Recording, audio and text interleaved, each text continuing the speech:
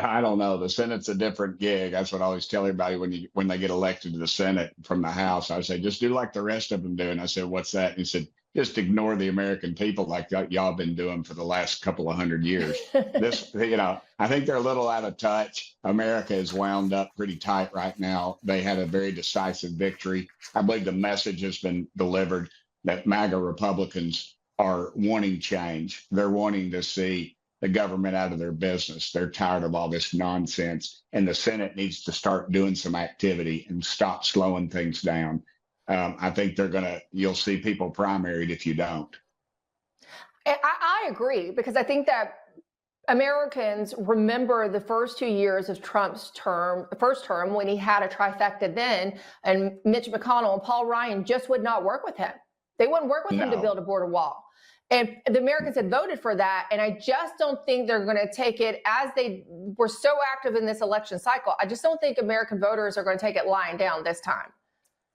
I don't either. And I think the news folks like yourself, legitimate news, not the stuff that's just propaganda that the left has been pumping out for the last few years. People are understanding what's going on. That base has been eroded, if not destroyed. And you're going to see that just more of a laughing stock, and the ratings will decrease. And of course, as I've said, the left-wing media, I say people need to get on there and watch the ads, and then call those people that are advertising with them, their local affiliates, and tell them why they're not going to be buying their products, because they are supporting an anti-America agenda. And we need to get this country back on track. And the Senate needs to get in line. I think that they're going to start reading the tea leaves pretty quick when President Trump rolls into town, because those numbers were substantial. And if they're not paying attention to that, they are going to be very short-lived in their political lives. Yeah, many people are saying that it's a proven mandate with the kind of numbers that Donald Trump won with. We shall see. We also know never to underestimate the swamp, right, Congressman Burchett? Talking about rolling into town, Donald Trump is looking at who he's going to roll into town with. There's already been some pushback on some of the suggestions, leading to the decision not to include former Secretary of State and former CIA Director Mike Pompeo, who was, formerly in Congress.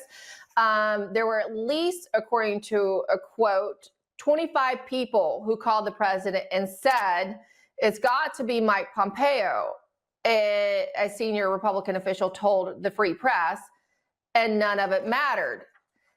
It also said they fear Trump's circle is pushing for a national security team that will be reluctant to use U.S. military power to back American allies in Europe, the Middle East, and Asia. If we translate that, it sounds to me that these are neocons talking to the Free Press, saying that they're worried that Donald Trump will put an end to these eternal conflicts. We're involved in several across overseas that we don't even talk about. Man, you just completed my entire thought process in a very short soliloquy. That was excellently done. I guess that was from the heart, because that was wonderful. And you're exactly right. I mean, look at head of the EPA he just appointed, Lee Zeldin. I served with Lee. He is a great friend of mine. I'm just so happy for him. Look at who he's put in front of the head of the UN, Elise Stefanik. Here's what's happening. These people were not with Trump, and they're calling him up, and they're saying this stuff, and they're leaking this stuff, and they're just being left out. They are insignificant now. They weren't on board. They do not have a vision for this country like you and I do, and most of your viewers do. They are, I don't like calling it the swamp, man. They are a sewer. I keep saying a swamp is something God made. It's pretty cool, actually, a cool little ecosystem. Washington, D.C. is just a sewer, and nothing flows out. It just flows in. And that's why you have the anaerobic decomposition, which is decomposition with the absence of air and light. And that's what Washington, D.C. is. And Trump's cleaning it out.